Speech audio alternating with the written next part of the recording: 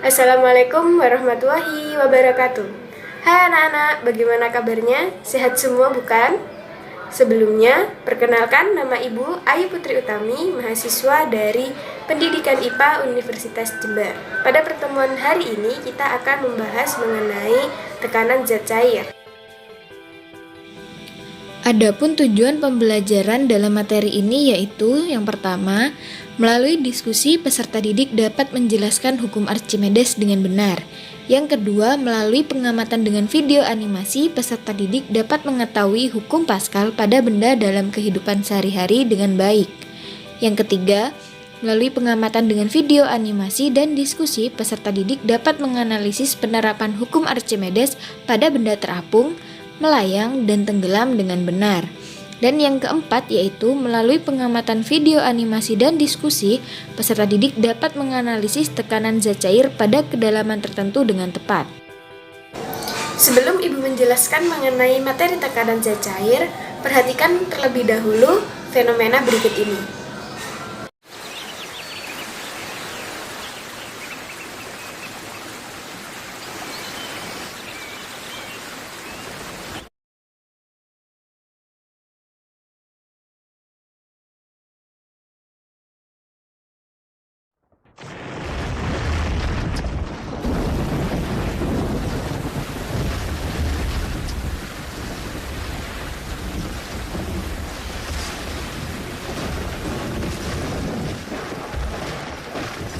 Setelah kalian memperhatikan fenomena tersebut, kira-kira apa sih yang membuat hal tersebut dapat terjadi?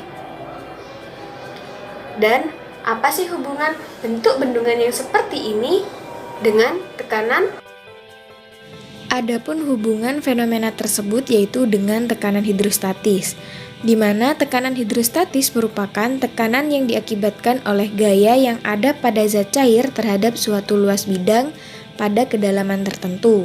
Seperti gambar di bawah ini, di mana air dengan gaya tertentu akan menekan setiap dinding-dinding permukaan gelas dengan tekanan yang berbeda-beda di setiap kedalamannya, sehingga air tersebut dapat berbentuk seperti gelas.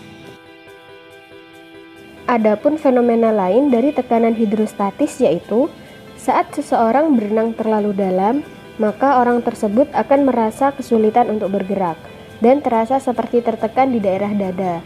Hal ini dikarenakan semakin dalam seseorang berenang, maka tekanan yang akan dia peroleh juga akan semakin besar. Hal ini dapat diketahui melalui rumus tekanan hidrostatis. Tekanan sama dengan massa jenis zat cair dikali gaya gravitasi dikali kedalaman benda saat berada di dalam zat cair. Adapun perubahan tekanan zat cair yaitu massa jenis zat cair dikali gaya gravitasi dikali perubahan kedalaman suatu benda saat berada di dalam zat cair. Seperti contoh berikut ini, berapa besar tekanan yang dialami perenang tersebut? Diketahui massa jenis air yaitu 1000 kg per meter kubik. Dengan kedalaman benda atau delta H yaitu kedalaman total dikurangi dengan jarak benda ke dasar. Untuk mengetahui kedalaman perenang tersebut yaitu kedalaman total dikurangi jarak perenang ke dasar, di mana kedalaman total yaitu 3 meter dengan jarak perenang ke dasar yaitu 0,25 meter, sehingga didapat hasil 2,75 meter. Sehingga dapat diketahui tekanan yang dialami oleh perenang tersebut yaitu 1000 kg per meter kubik dikali 9,8 meter per sekon kuadrat dikali 2,75 meter dengan hasil tekanan yaitu 27.000 Pascal. Sehingga dapat diketahui semakin tinggi volume debit air yang ada di suatu bendungan, maka akan semakin besar pula tekanan yang akan dihasilkan. Apabila bendungan tidak dapat menahan tekanan tersebut, maka kejadian seperti itu akan dapat terjadi. Dan bentuk bendungan yang seperti ini bertujuan untuk menahan tekanan yang lebih besar di bagian bawah bendungan. Setelah kita mempelajari mengenai materi tekanan hidrostatis, kita akan mempelajari materi mengenai hukum Archimedes dan hukum Pascal. Tahukah kalian mengapa perahu dapat mengapung di atas air sedangkan batu tidak dapat mengapung melainkan tenggelam? Seorang ilmuwan matematika dari Yunani bernama Archimedes menemukan jawabannya saat berendam di dalam bak mandi. Saat itu ia merasakan berat badannya lebih ringan saat berendam di dalam bak mandi, dan saat itu juga air meluap dari dalam bak mandi tersebut. Setelah itu ia menemukan hukum Archimedes yang berbunyi zat cair akan memberikan gaya angkat terhadap suatu benda sebesar berat zat cair yang dipindahkan. Untuk memahami hukum Archimedes, coba kalian perhatikan contoh berikut. Pada contoh pertama, sebuah benda saat ditimbang menunjukkan berat sebesar 5 kg. Sedangkan pada contoh kedua, benda yang memiliki berat yang sama dipindahkan ke dalam air dan saat itu pada penimbang menunjukkan berat benda lebih ringan menjadi 2,5 kg.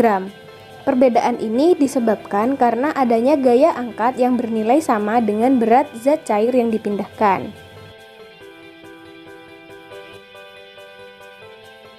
Sehingga didapat rumus Archimedes, yaitu gaya angkat sama dengan berat zat cair yang dipindahkan, atau Fa sama dengan W cair. Sehingga Fa sama dengan M cair atau berat zat cair dikali gaya gravitasi. Selain itu juga dapat menggunakan rumus Fa sama dengan rho zat cair dikali volume zat cair dikali gaya gravitasi. Dari prinsip tersebut diperoleh benda terapung jika Fa lebih besar daripada W cair. Coba perhatikan fenomena berikut, di mana bola biru terapung karena gaya angkat atau Fa lebih besar daripada berat zat cair yang dipindahkan, ataupun massa jenis bola biru kurang dari massa jenis zat cair.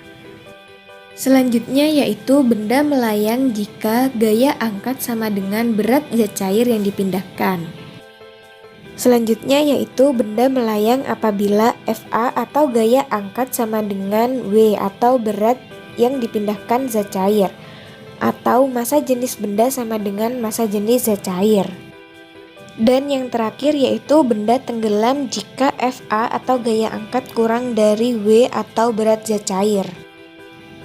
Hal ini karena gaya angkat yang dialami oleh perahu lebih besar daripada gaya angkat yang dialami oleh batu, sehingga mengakibatkan perahu dapat mengapung dan batu tenggelam. Hal ini juga berhubungan dengan luas alas yang mereka miliki. Kita beralih pada fenomena berikutnya. Mengapa sebuah pompa hidrolik dapat mengangkat mobil yang sebegitu beratnya? Dan bagaimana sih cara kerja dari pompa hidrolik tersebut? Coba perhatikan penjelasan berikut ini.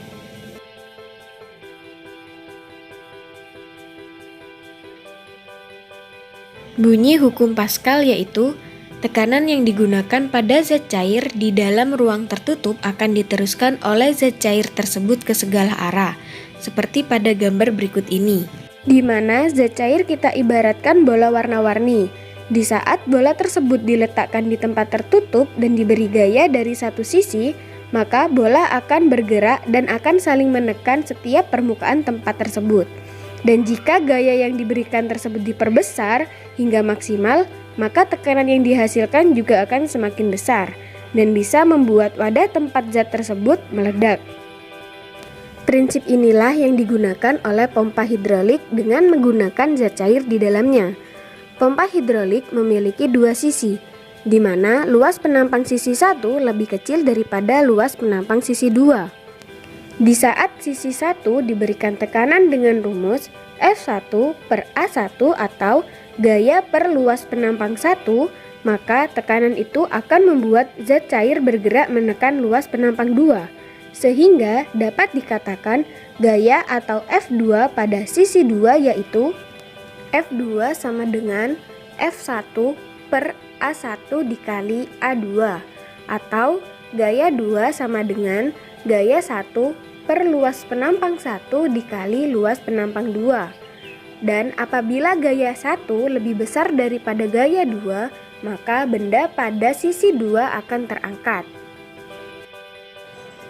Kesimpulan pembelajaran kali ini yaitu Tekanan zat cair terdiri dari 3 teori. Yang pertama, tekanan hidrostatis, yang kedua, hukum Archimedes, dan yang ketiga, hukum Pascal.